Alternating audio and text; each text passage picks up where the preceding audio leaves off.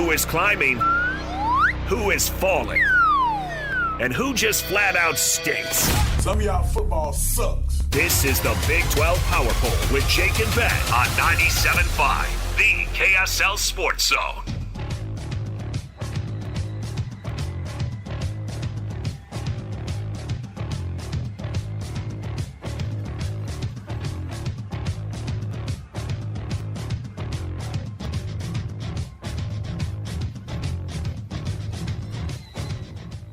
Jake and Ben, 97.5, the KSL Sports Zone. Utah's Holiday Magic starts.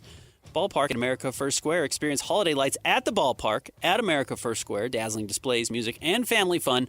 Now through January 3rd. You can get tickets online at the ballpark at afs.com. That's the ballpark at afs.com. Christian, I think we're going tomorrow.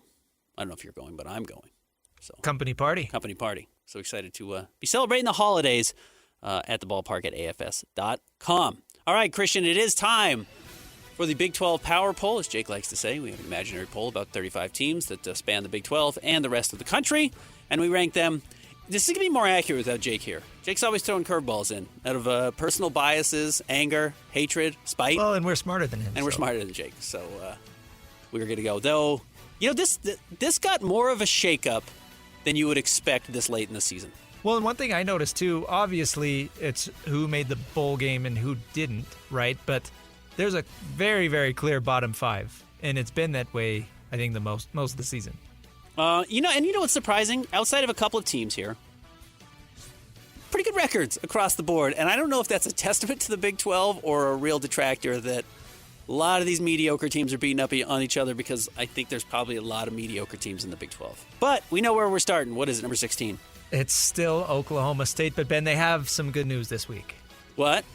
They don't have to lose this weekend? No game this weekend, so they can't lose. They can't lose another Big 12 game. They have yet to win a game in the Big 12 in the 16-team era. Utah beat them in Week 4 last year, and they have not won a Big 12 game since. They finished the season at 1-11.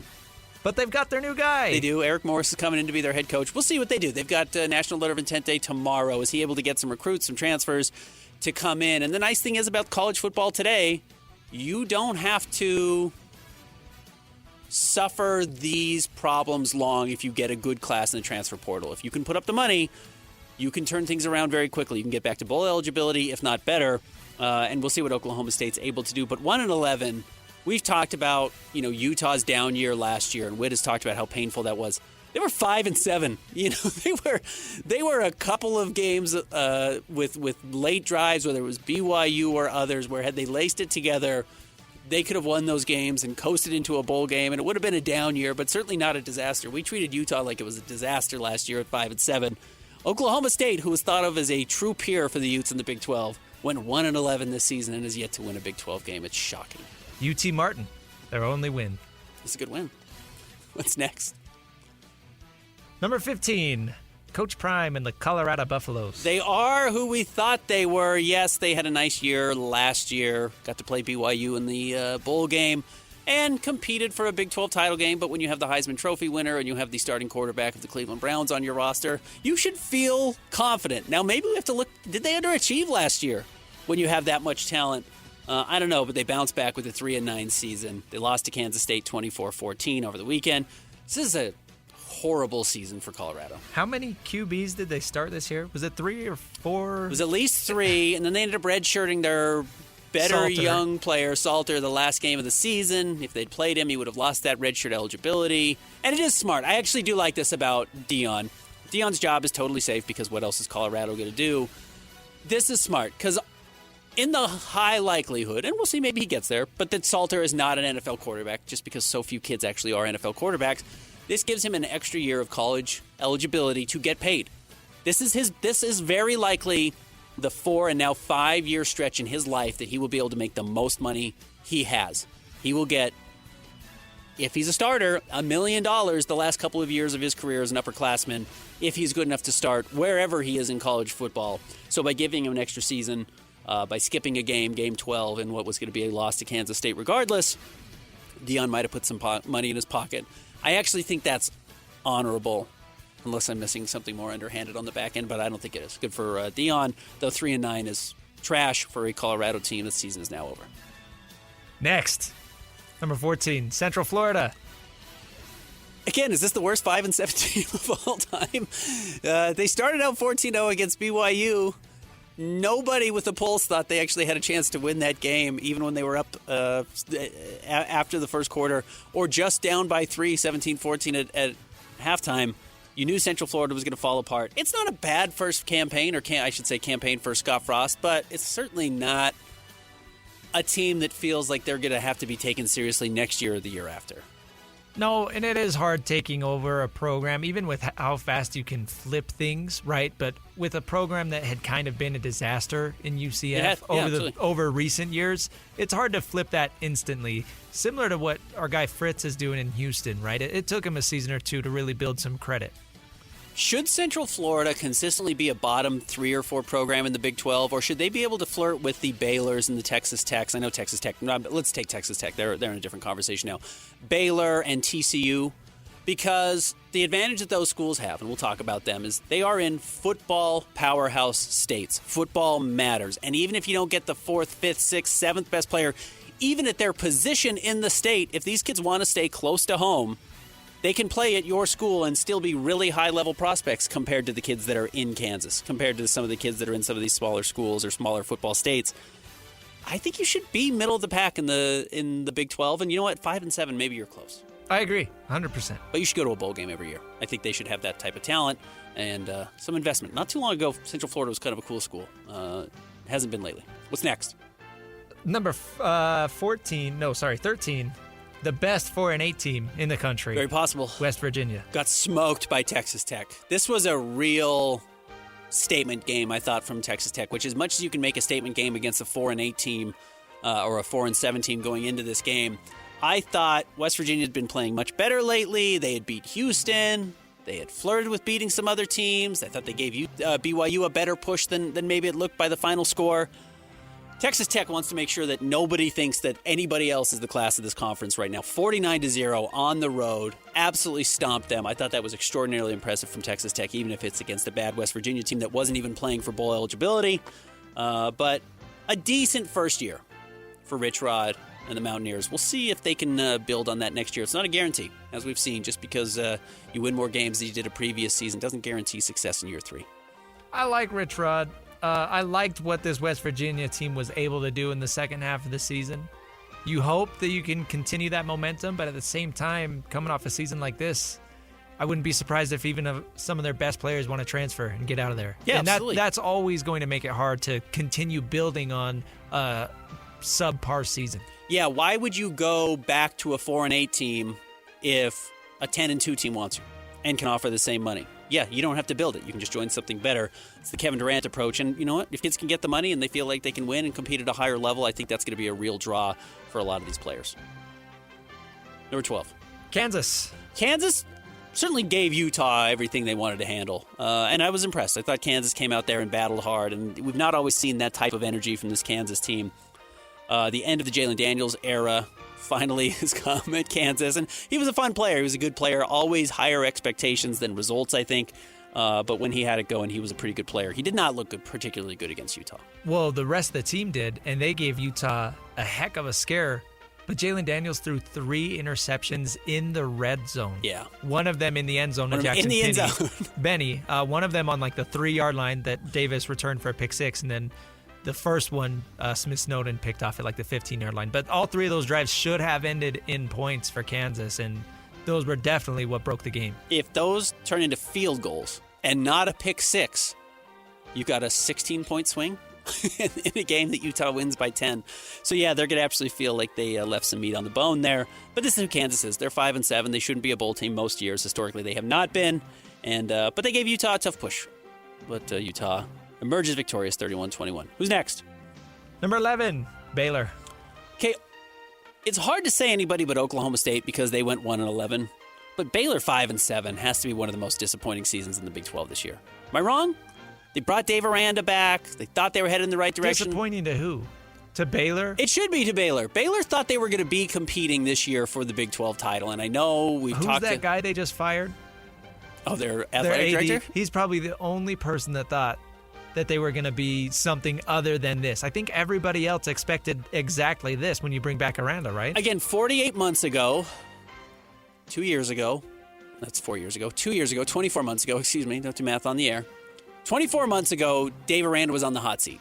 They bring him back. They say, let's see what happens. We don't know if there's a better option for us out there. And he has a much better year in 2024. And they say, great, we're moving in the right direction. Again, this is what I'm talking about with Rich Rodriguez. Just because you have a bad year one, and this isn't Dave Aranda's first year, but I mean, that's where we're starting the sample size. Year one is bad. Year two looks better. Doesn't guarantee success in year three. And that's what Dave Aranda ran into. They did not have a good third year in this hot seat bounce back from Dave Aranda, and they have guaranteed his job. And it's one of the things that colleges are doing now. They're doing this weird process where they're either firing their coach or they're just investing more in NIL. And I suspect Baylor's going to get a bigger push to try and draw in more resources for Dave Aranda to win.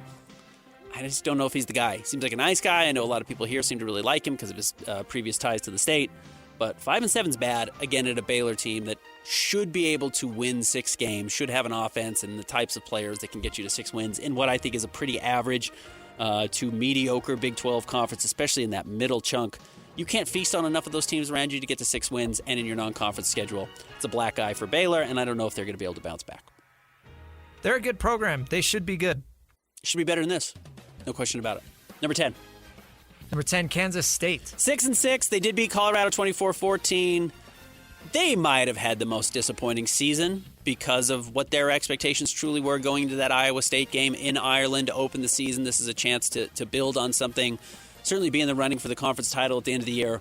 And they weren't close, and they weren't close at any point. You know, they fell apart early in the year. Dad's beating up brother for Avery Johnson. And they righted the ship a little bit. It started to feel like things were trending in the right direction. And they get smoked by Utah, or at least beaten by Utah. Was it BYU? That was Utah, excuse me. I'm sorry, I'm mixing up my... it was only a 3-point game. So they ended up losing that game late. You're right, I apologize.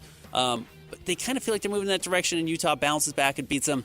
I don't know, they never quite got off the mat. You get to 6 wins, I guess that's a positive for Kansas State, but considering I think they probably went into the year expecting 10 wins, this is a hard season. We'll see what decisions they make in the offseason. And if you don't change anything, why would you expect things to change just because?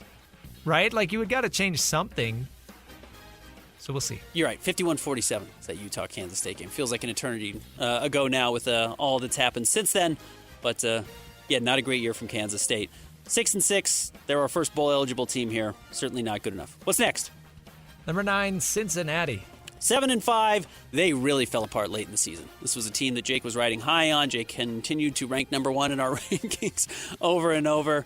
What was their schedule down the stretch? Because weren't they... I think Utah really broke them. Going into that Utah game, they were positioned in a spot to potentially have a shot at the college football playoff. They controlled their own destiny. We talked about that a lot. Utah really, really broke them. Sorsby had one of the worst games of his career that day. They were 7-1, having won 7 games in a row. And I think the problem was when we picked it apart, they beat Bowling Green, Northwestern State, Kansas, Iowa State, Central Florida, Oklahoma State, and Baylor. So basically nobody other than Iowa State. They lost 4 straight to close the season. They lost to Utah, Arizona, Baylor, TCU. That was absolutely a paper tiger, and the schedule did all the favors for them. They didn't play Texas Tech this year. They didn't even play Kansas State. I think if they played those 2 teams, they would have lost there as well. This is much closer to being, they finished 7-5, but this is much closer to being a 5-7 or 6-6 team than doing anything meaningful in the Big 12.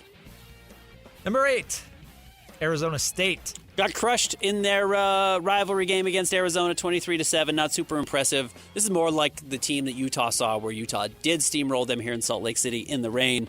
Decent year, 8-4. I think if 2 years ago, before they had set this much higher expectation, last season, by winning the Big 12 and almost beating Texas in the playoff, you would have taken 8-4 under Kenny Dillingham this season.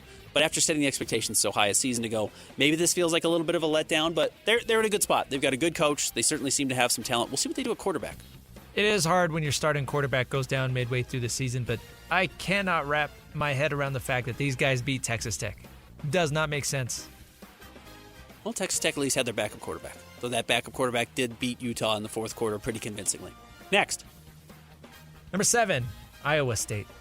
Iowa State finishing 8-4 is like a Matt Campbell team scoring 27 points and turning off the engines. It's exactly what they do seemingly every season. I know that wasn't the case last year, but this is what Iowa State is. It's a very good program. It's not a great program. They did beat Oklahoma State 20-13 to close the season. Also not an impressive win. Though Oklahoma State had 2 close games late in the season, so I guess maybe tip the cap to them that they didn't fully give up. But a fine year from Iowa State. Probably a little bit of a letdown for the fans there. Matt Campbell's going to come back. They're going to be the exact same team next year. Exact same team. Yep. So they always are. He's very consistent. Consistently good, not great. Number 6, Houston. Maybe the biggest surprise of the season. When you look at what they did last year, coming in 9-3, third most wins, tied for the fourth most wins at 9. It's a good year. They, again, kind of crumbled down the stretch. They did beat Baylor in the final week of the season, 31-24. We'll see what their bowl projections look like. Some talk about the Pop-Tart Bowl for Houston. But the fact that they're going to a bowl game in general, I think we had said in the offseason, if they were to get to 6 wins, it would have been a success. Getting to 9 was an overwhelming success. So shout out to that team. Similar to Cincinnati, I don't think they had a ton of tough games. No, they had the best schedule in the Big 12 as Right. far as ease goes. They did not have to face the toughest teams at all. And they still only managed 9-3.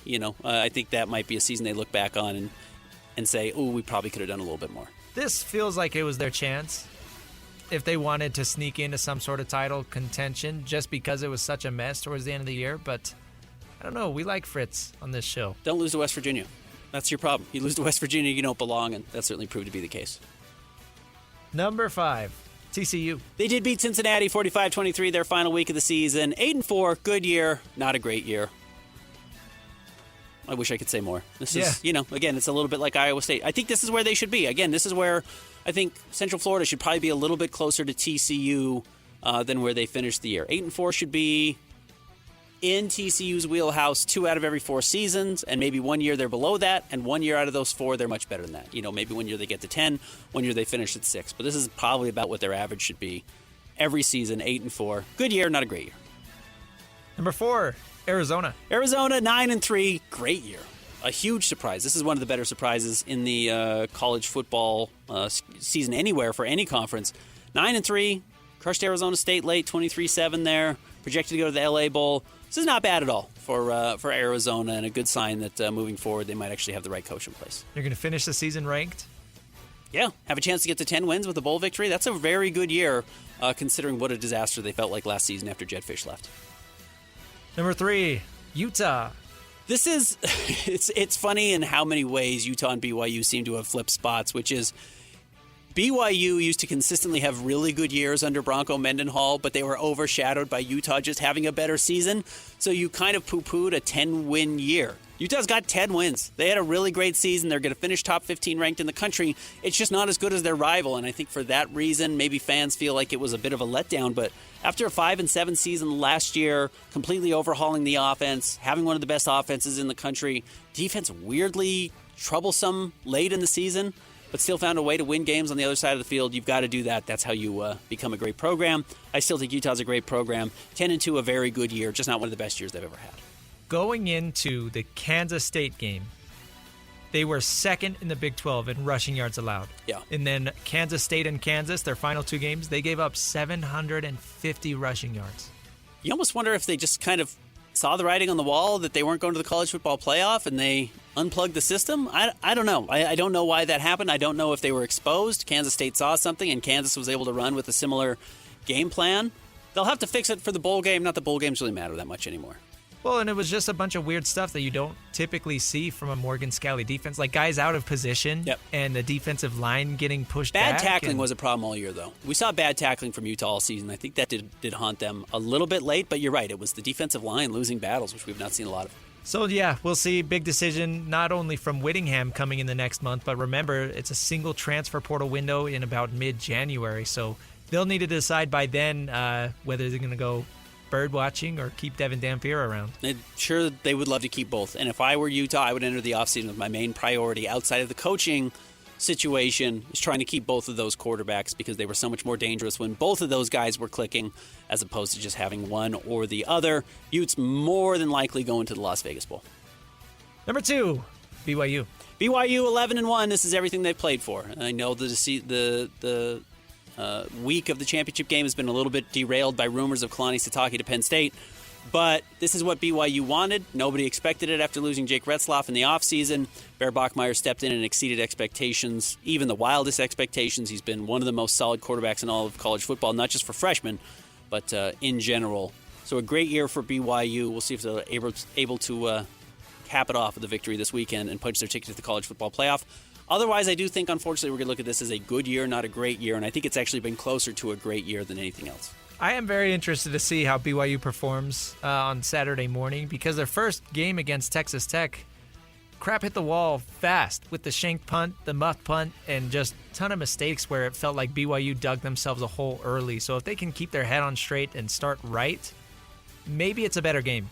I know this game is still in Texas, which you would think would favor Texas Tech, but we know BYU fans are going to travel for this. They are going to want to show out in a way that they could not when they were playing truly a road game at Texas Tech. So this will be a more even crowd than what they faced in the first game. Is that enough to give them the edge? We'll see. I think Texas Tech is really good. Thus, still number one. Still number one, 11-1. Their lone loss this season was to Arizona State. They backed it up. Everything that their fans said, that their donors said before the season, has come to fruition. Joey McGuire's lived up to expectations, and the scary thing is I think they're getting better. This is a team that feels like it's improving. This is what great teams do in season. They find their weaknesses, they get exposed at moments, and then they ratify them, and they fix them, and they remedy them, and they move forward. And I think that is something that you're going to see with this Texas Tech team. I'm not super confident in BYU's hopes this weekend, though I do think the ability to get a big crowd traveling. I just think Texas Tech is legitimately one of the 5 best teams in college football. But it was funny, even yesterday we had Pete Futek on midway through the show, and he's like, yeah, but who have they beat? Like, who? I don't know, man. This is a really good Texas Tech team. Quarterback maybe not elite, but they're really good. Their receivers are really good, and their defense is insane. Imagine going back like 2 years ago or even a year ago and saying, oh, yeah, the Texas Tech team in 2025 is going to have a crazy elite defense. They're going to win every game defensively. Like what? Yeah. It's not their style of play. But look, you can change things quickly. And when you get the big money and you're willing to go after transfers, you can flip the script. And BYU has done it and Texas Tech has done it. It's no surprise that those are the 2 biggest NIL bases in the Big 12 and that they're sitting at the very top. And you know what? Texas Tech specifically can thank the Jake and Ben show because in case you don't know, Joey McGuire played our show to hype them up before a game. It was the first Big 12 game this year. Yeah. So it was at least for both of these teams. Yeah, they hoped that Joey McGuire would be playing it in the locker room. I hope they did. And set up a great rivalry game a big championship game coming up on Saturday, 10 a.m. That's it for your regular season Big 12 Power Poll Top 10 recap, Christian.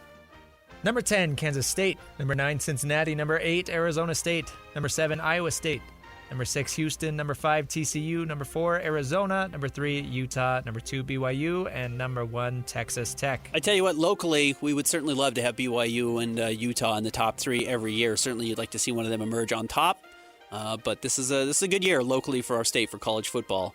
And BYU has a chance to make it even more special coming up this weekend. We'll wrap up the show coming up next, 97.5, the KSL Sports Zone.